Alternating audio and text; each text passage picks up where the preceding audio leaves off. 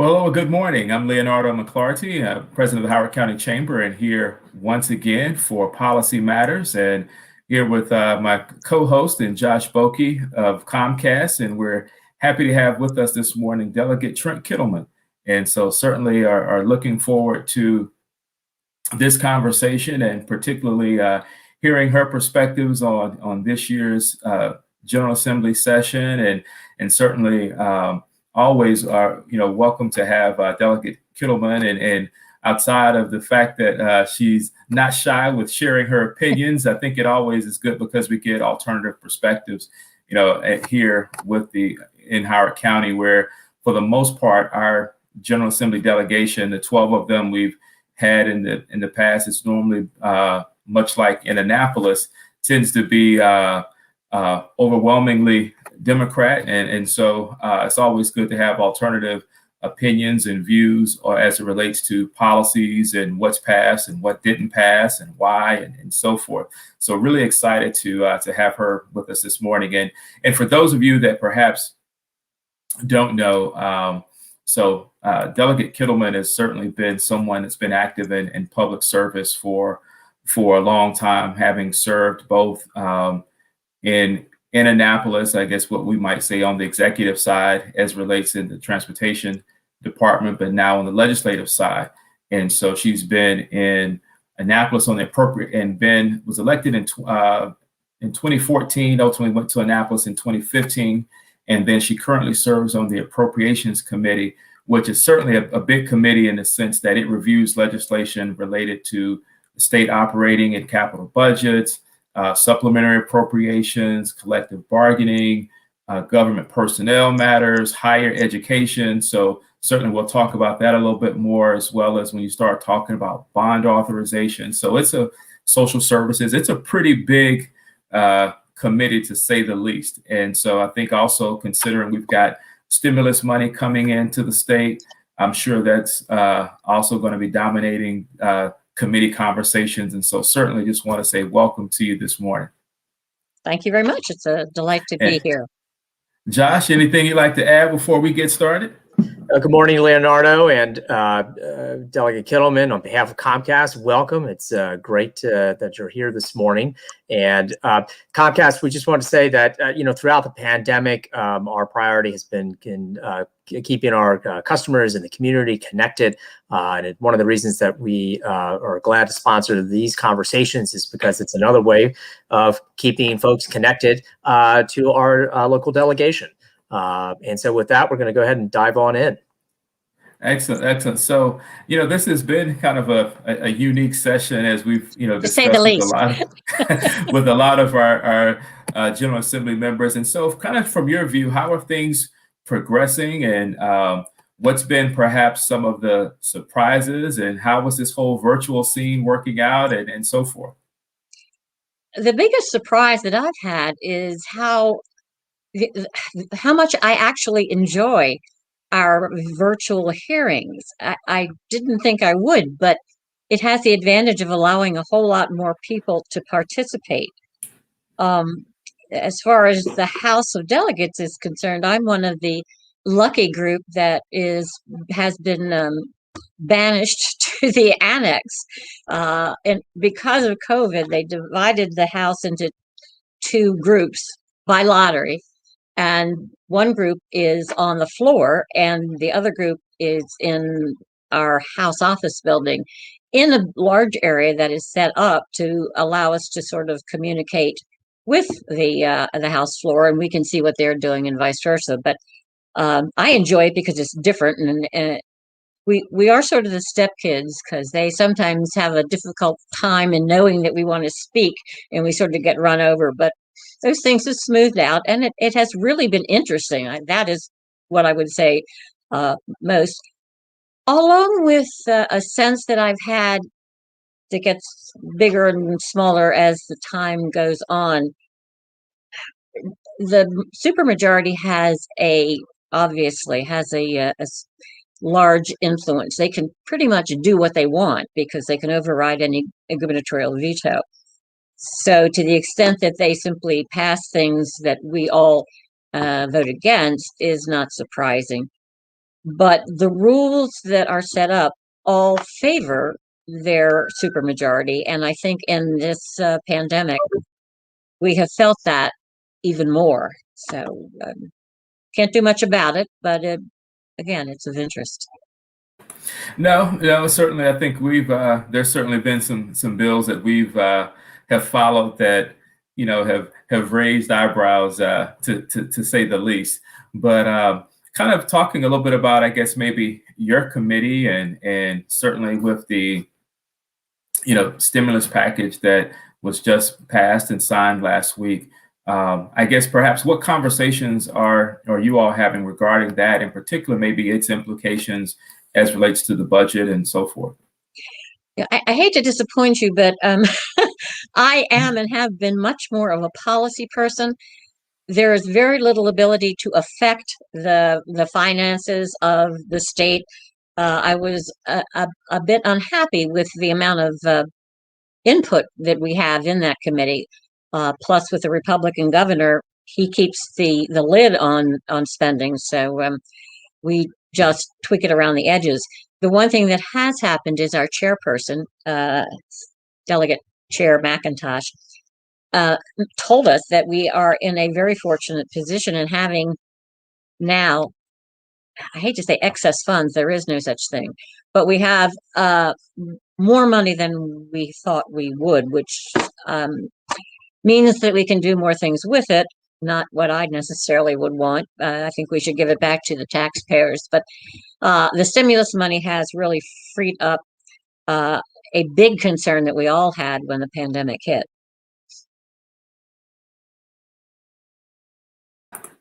Josh, you want to chime in here? Well, Delegate, given your transportation policy background and experience, just some thoughts about where you see the transportation priorities should be over the next coming years. Both as it maybe relates to the counties or just as the state as a whole. That's interesting. Transportation is something that I really fell in love with when I was in Governor Ehrlich's administration. And there is always this sort of tension between building roads and mass transit. The reason I have concerns is mass transit does not carry even a tenth of the commuters that the state requires, and we need to have roads.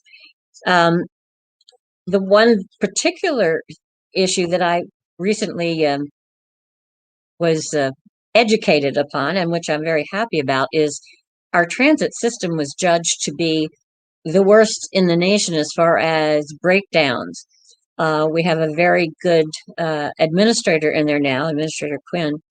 And the bill that came through our committee this year was to put money toward maintenance, toward fixing all of the issues, toward buying new trains and buses that we haven't done for years, and not toward building, a red line or something else. So I got behind that bill because it's ridiculous to have a system that we don't maintain and still go out and build more systems. So I think that is my priority as far as transportation goes, is to make things work and not to build extra systems on the assumption and the hope that transit will provide more opportunities for more people, because the history of transit in this country has been uniformly that people do not take transit any more than the 10% I mentioned. And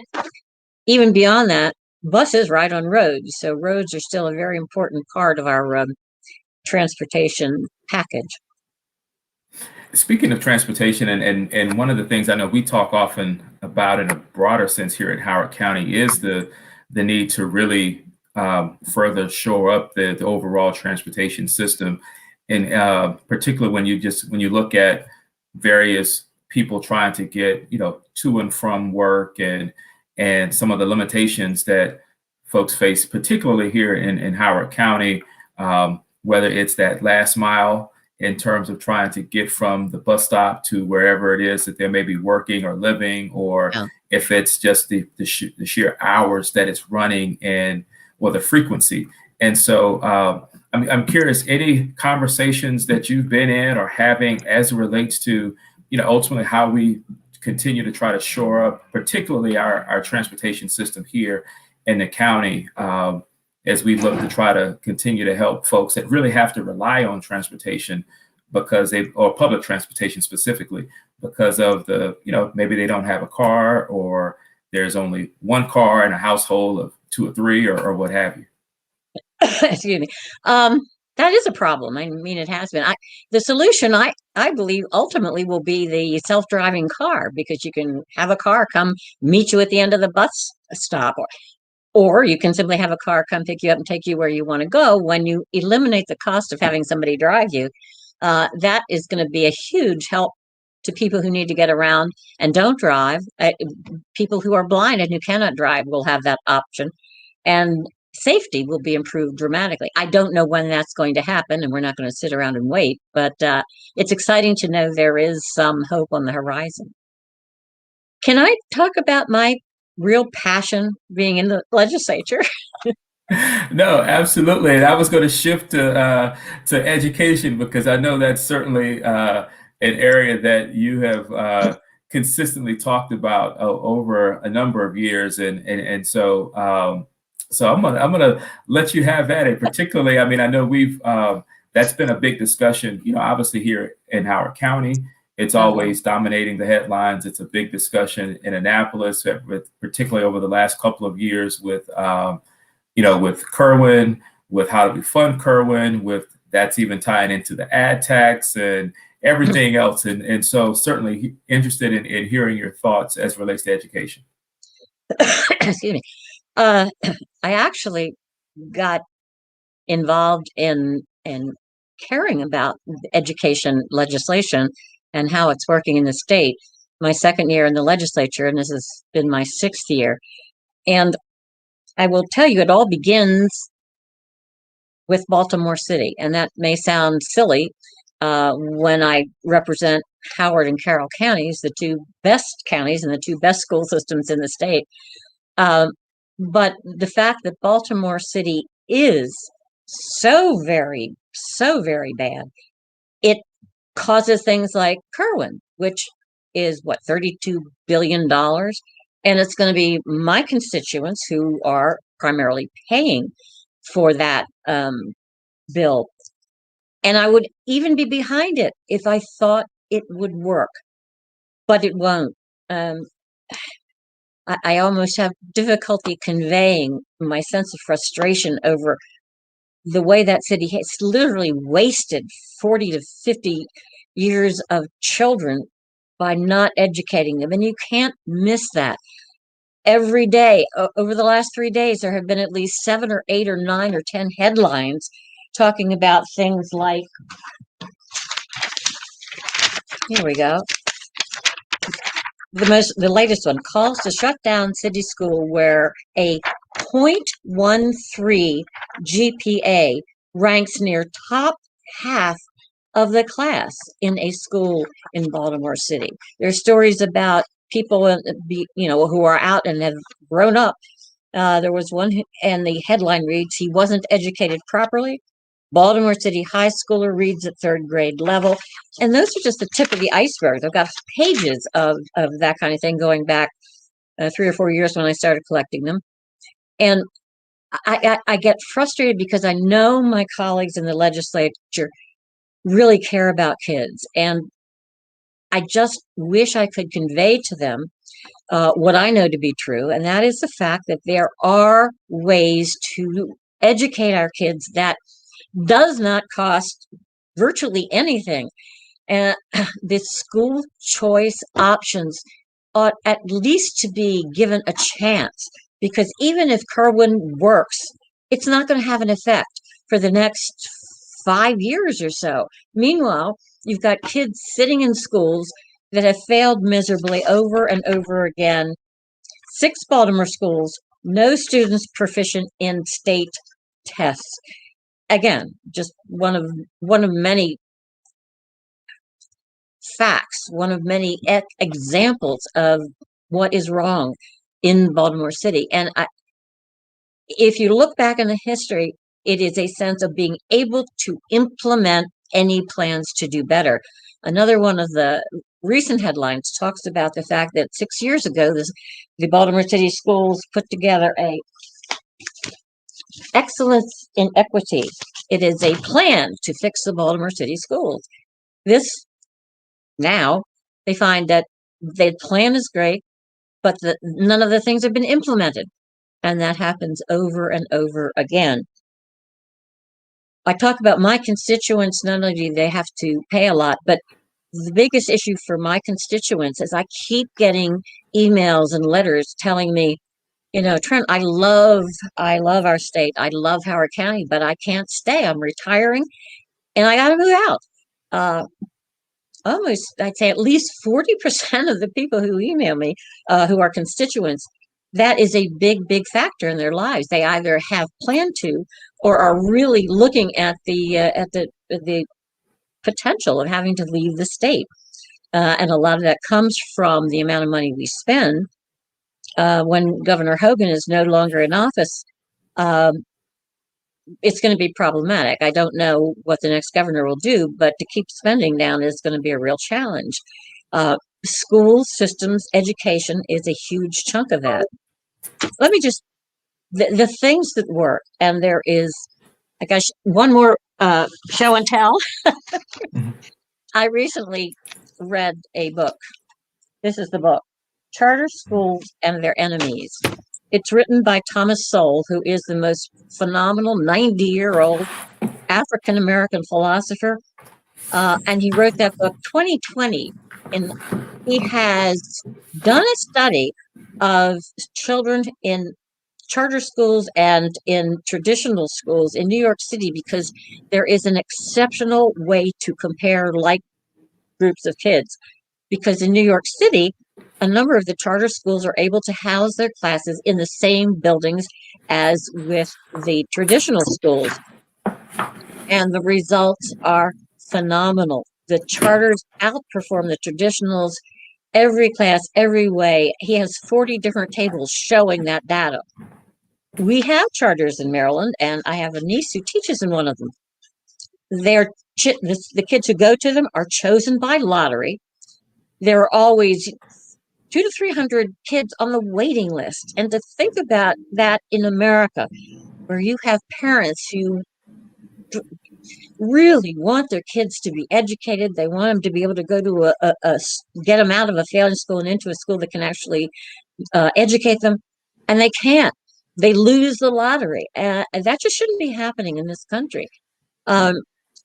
We have a minor, teeny little program called Boost that the governor puts in the budget every time. He puts it in at 10 million, and our committee cuts it back. That's another choice outlet for kids in low-income areas. This year, I would say the key word for my colleagues on the other side of the aisle has been equity, and I think that's great. Can you think of any other example of inequity as great as this? We saw it in Howard County and others. When we had this pandemic and schools are closed, parents with a reasonably or upper income, they've sent their kids to a private school. They've sent their kids to an online school that actually knows how to do it because they've been doing it for long. They had options. They hired tutors. The people who have low incomes, they can't do that. They don't have any ability to get their kids out of those schools. And to me, that's just wrong. It really is. And I go ahead. I'm sorry. I know I would go on because it just is really, really important to me. No, I mean, and we certainly see that. I mean, I think it's one of those where it's certainly a complex issue, and certainly, charters have, their share of proponents and opponents. I think, if anything, as we talk about the equity issue, I think one of the reasons that it continues to come up is the fact that, I mean, on the one hand, certainly you're correct in the sense that those kids that, if you didn't have, the digital divide is real. And so if you didn't have one certain computers, and Comcast has done a great job of trying to help provide access there. But if you didn't have either adequate access or access at all, then certainly you were going to struggle during this pandemic. And in those kids' cases, I would probably say they would have difficulties whether they were in an online program or not. But I think the biggest thing on the equity issue is in a sense of thinking about where do you start, and the fact that some kids, if you're running a race, some kids are starting, and if it's a 100-yard race, the fact is, to no fault of their own, my mom likes to say that, you can't choose your parents. And so, so unfortunately, we don't have a choice of the households that we're born. But I would just say that ultimately, hold on, I was just to finish. Some kids are starting at the 50-yard line, and some kids are starting at the goal line. And so, by just the sheer fact of the house that you're born in. And so in some of these conversations, it's the fact of how do we create truly a starting line where kids are starting at the same place, and then they finish is where they finish. At that point, it's how well you train, how fast you run, and so forth. But if I have a 50-yard head start, then, it's hard for me to catch up. See, those are the kinds of comments that I hear all the time. But if you go back and look at facts and examples over and over, that does injustice to the kids. There is a sense that these kids can't learn. That's nonsense. I don't care what kind of household they come from.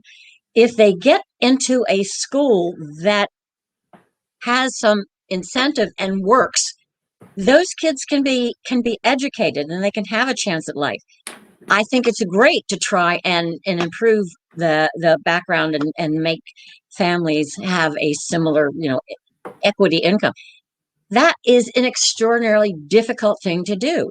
And it's going to take a long time. Meanwhile, year after year, we lose children to this system. All I want us to do is to give that system a chance. And there is absolutely no reason not to. We need to loosen our charter law to encourage charter school companies to come into the state, because recently all we've done is make it worse, and they won't even bother to try in Maryland. We have a bill in this year by my fellow delegate Weigel to create education savings accounts that are another way to give parents some say over where their kids go to school and where they can learn. And there may be some bad families and parents who aren't going to, care. But by and large, every parent cares about their kids. And I don't care what kind of education you've had. You can figure out, I want my kid to get out of this school that always passes him, but he is not learning anything, and put them into an alternative situation where there's a chance that they can. And I think that the idea that parents aren't competent to do this is wrong.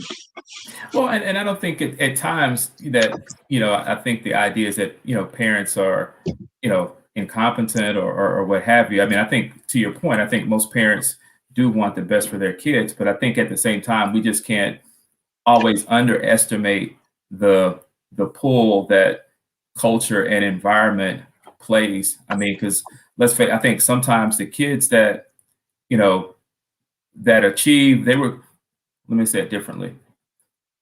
There's some kids, regardless as to where they are, if they have a strong, just either home environment or strong fortitude, they will succeed regardless. But then there are other kids, if they don't have that same environment or support system, it's going to be a struggle.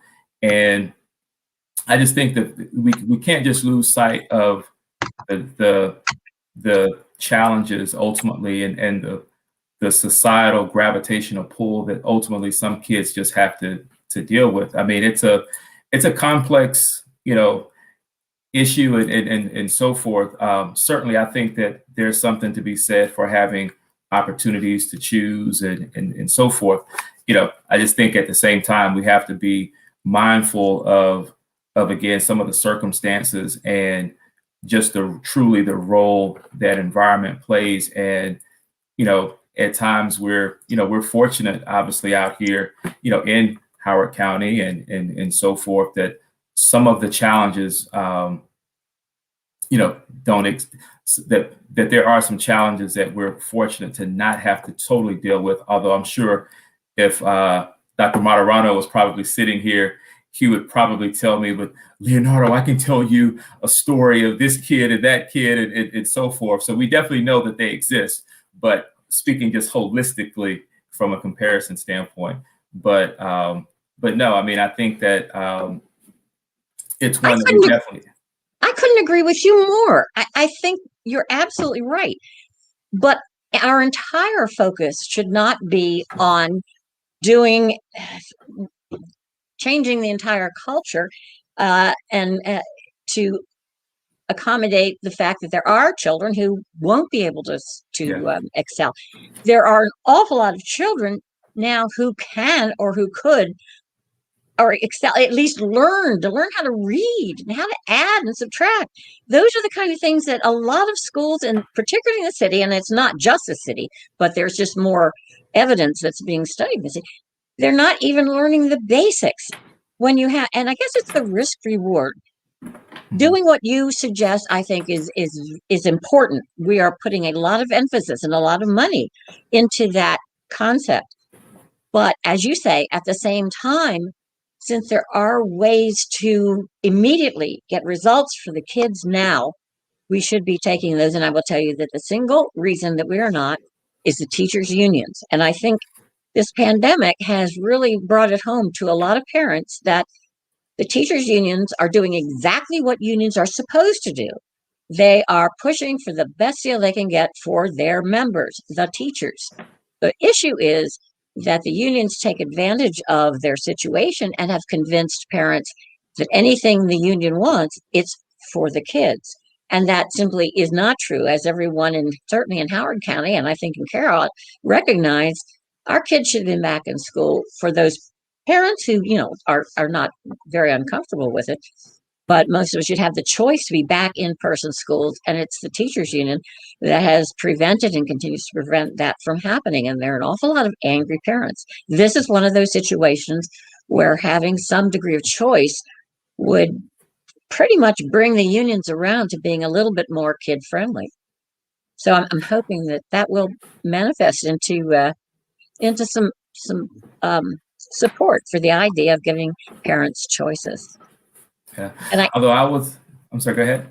The only other thing I was going to say is that 2 years ago, and you're obviously very familiar with this in Howard County, under the aegis of Dr. Martirano, redistrict all the schools. And a key to that was this issue of equity, where the goal was to take kids from low-income neighborhoods and get them into schools in high-income neighborhoods. And parents were outraged. Parents both of children with high incomes and children from families with lower incomes. The schools in Howard County are by and large very, very good. And the schools are neighborhood. And there are an awful lot of kids in those schools who love their schools and who really want to stay there. And to me, the idea of saying, you must come out to one of these high income schools where you will be a minority. You won't have the same amount of money to spend as the other kids. And it's essentially saying, if you're a minority, you have to be around a whole bunch of rich white kids to learn, is odious. And that's the kind of thing that I think a great many Howard Countyans were very upset about, and other issues that had to do with that particular decision. Yeah, and I would just say, I think again, the equity one is one that I think we'll have to continue to have, because it's a real issue, and it's big, and it's one that when I looked at the redistricting, and not to kind of I guess getting to that arena. That's okay, we can debate. No, it's not. No, not so much about that. But no, I was just going to say, for me, when I was looking at it and thinking about my own personal experiences. So, for instance, for me, I actually I was bused 30 miles across town. So was I. I was on a program called Majority to Minority, which basically I lived in a predominantly Black area, went to school in a predominantly white area. Did it from 7th grade through high school. Catching a bus at 6:25 in the morning or what have you. But ultimately, it was, in many respects, I could certainly see the differences in what that school offered that I went to versus my home school. Now, again, not to say that I wouldn't have achieved had I stayed in my home school. I mean, certainly I feel that I have a strong mother and strong father who were both, very much, involved and so forth. But again, I think that there is something, and again, it's about sometimes environment and exposure. No, I was going to say there is something to be said about environment and exposure. And in this case, it wasn't solely about, I mean, yes, I think that there's some other concerns you have to be aware of when you do move kids, particularly as it relates to support systems. But yet at the same time, there is something to be said, about just from an exposure perspective. And the fact is, so I'll just leave it at let me that. ask you a question. The neighborhood you were in, first, was the school in your neighborhood a good school? And second, did you go there and create a neighborhood feel before you went to? It was a neighborhood school, and I would say it was an okay school. It was not a bad school, but my mom. So for me, my mom was a retired principal. So she had choice, right? And at the time, she was a teacher, and she was looking at test scores and kind of looking ahead, and could see that over time, I guess when she went back, that hey, these schools aren't performing as they once did. And part of it was in the area that I was in, it was changing demographically. I mean, you can look at my sports pictures as an example. When I was 6 years old and started playing t-ball, I was maybe 2 Black kids on the picture. By the time I got to 6th grade, there were no white kids on the picture. And so the area was changing, and subsequently schools and everything else. So my mom initially said, okay, well, look, maybe you'll go to school, over by your dad. But then that school was changing. So that's when she started looking at this program that was called M to M. It's no longer in place, but part of it was also looking at how do we have more diversity, et cetera. This was in Fulton County. Can I just say that you have just made my case for school choice? Mm-hmm. Your mother took your needs into account and put you in schools she thought would best serve you. She did. And in that case, I could certainly say that may, make that argument, but I would also say that it further speaks to some of the things, or at least that Dr. Moderano, I feel, and the whole equity conversation, and the fact that there were things that I could certainly say, and differences that schools in the northern part of Fulton County had that schools in the southern part of Fulton County didn't. And that was purely, when you start talking about resources and equity and so forth. But that's not the case in Howard County. That's not the case in Howard County. And you are making kids go to those schools who don't want to. But lastly, I would say though that, and I haven't in some respects been in enough schools and been here long enough to say, but I know that there are others that would certainly say that there's some schools here that don't have everything that perhaps others, or at least they still have perhaps more challenges. But as I look here, and Josh, you've been kind of the our side, part of just kind of watching here. Anything you'd like to add or pose out as I look at the time here, and we're getting, as we go close to 40 minutes, and normally we like to stay at 30, but I just want to make sure I'm respectful of time, and make sure that you have an opportunity to chime in here.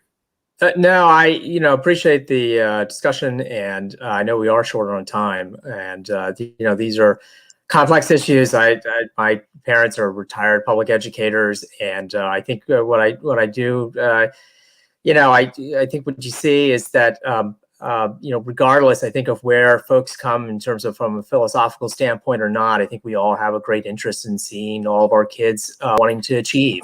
And it requires, all the legs of the community, from public to nonprofit to private sector, to work together to help achieve, to make that happen. And that's, Delegate Kittleman, appreciate you being here this morning. Thank you. Well, and I think that is the big thing. I mean, certainly, I think, I always use this kind of analogy in the sense that, we may all want to get to the same place. The challenge is ultimately, how do we get there? And, you hit the nail on the head. Exactly right. It's that always that, the debate of, do you take the surface roads, or do you take the beltway, or take what the road have less you? traveled. Yes. But definitely, Delegate Kittleman, thank you for joining us and sharing, and definitely look forward to having you. And I guess maybe a couple of months or so. So for those of you watching, what I'm referencing is you can just hold the date. We're working on details, but May 4th will be the Chamber's annual legislative wrap-up, where we'll talk to, hopefully, provided it works, with Delegate Kittleman. We've got some invitations to others that we will also be talking to, and really hearing thoughts as to what happened in Annapolis, why, and particularly what we might expect in the days ahead. And so stay tuned for that. Also, feel free to visit the Chamber's website for upcoming events at howardchamber.com. And lastly, join us next week as we will wrap up policy matters for this session with Delegate Vanessa Atterbury. So again, can I make thank one you last all. final? Yes. Thank you very much. I just wanted to say that the other thing that I've done during my time in the legislature is write a fairly substantial newsletter every week during session.